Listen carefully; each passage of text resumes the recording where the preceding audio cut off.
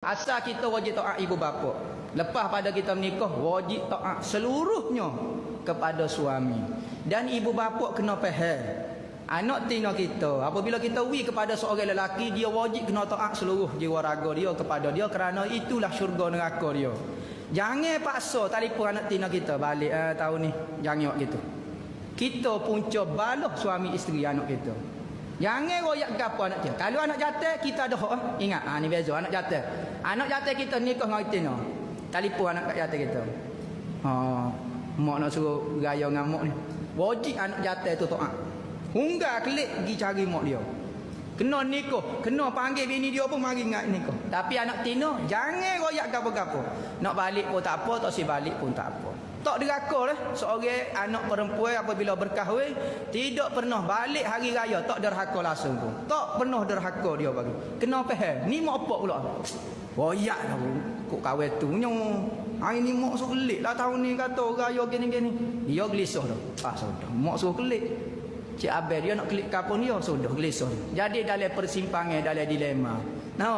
Di persimpangannya jadi lagu dah pula. Jadi pening dia. Jangan buat nyanyi kau anak tina kita. Dia nikah dengan orang suruh. Sebab tu ulama kata kita pegang anak tina ni untuk orang jarang. Kita cara kita ngui dia akhlak semua untuk orang lain. Dia nikah jadi orang lain lah. Anak jatuh kita bawah tapak kaki. Sebab tu anak jatuh aling setara mana, nikah ramai setara mana, bawah tapak kaki ibu dia. Syurga neraka di bawah tapak kaki ibu. Wajib dia kena taat. Ibu dia kata mari raya ngamuk, wajib kena. Tu beza ni. Kalau ada nak tina nyanyi, tak suruh raya nak klik ni raya dengan kita. Ni tak suruh raya, jangan ganggu pernikahan orang. Ni suruh arah gitulah. Ni mek sakit ni kau gapo dia apa suruh marilah kata. Kawan tu ada kerja kau gapo dia. Kalau kita atas anak saja, mana tok laki mu tak kelik deh. Nyo habis nyo bah belako. Jangan dok kecek. Kadang-kadang antara punca balah suami isteri masuk campur mertua ataupun ibu. Ibu lagu tu perangai dia. Ya ada lagi perangai tak jauh ibu ni lagu ni.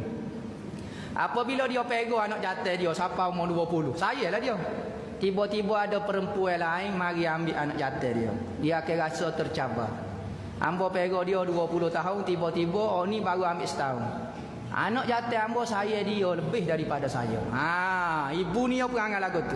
Dia akan buat benda-benda yang menunjukkan biar nampak anak jatuh dia lebih ke dia. Mak demai ni nak suruh tengok lagu mana anak jatuh dia. Bergegah tu anak jatuh dia. Mak demai ni mana? Bini demai pula. Sudah. Dia nak tengok mana. Ni bahasa mak ni jadi masalah juga. Saja jadi kau buat masalah. Benda tak sama mana, dia nak uji anak dia setara mana dengan dia. Mak demai hak mana yang penting. Sudah. Kawan ni bini lagi depan. Sudah. Jangan lagu tu kita ni. Nak uji stay ada lagu tu. Saja ya orang tina ni ya payah nak lepas anak jatuh. Anak jatuh ni ambo pegang 20 tahun dia saya hak ni. Baru kena setahun baru bini dia. Lebih ke dia. Ni cepat hati. Tu kita orang anak jatuh kalau ngamuk paling masalah. Mak kita ayah tak ada masalah. Mu nak kelik ikut mu. Mu tak si kelik ikut mu. Nak mati tengok jalan ikut mu mengatik sendiri ya. Orang jatuh yang mudah dia tak ada perasaan mana. Mak ni sudah lalu. Sebab tu mak biasa balah dengan natutino. Jarang tok tua balah dengan natutino. Balah bahang ngacuk. Puk jarang orang jatuh balah tolong nah. Bagai-bagai lagu biasa hak tino mak. Saja pergi rumah tengok ni. Sudah nah. Sebab tu moleknya jangan duduk dengan orang tua. Nikah jangan duduk dengan orang tua. Jadi masalah.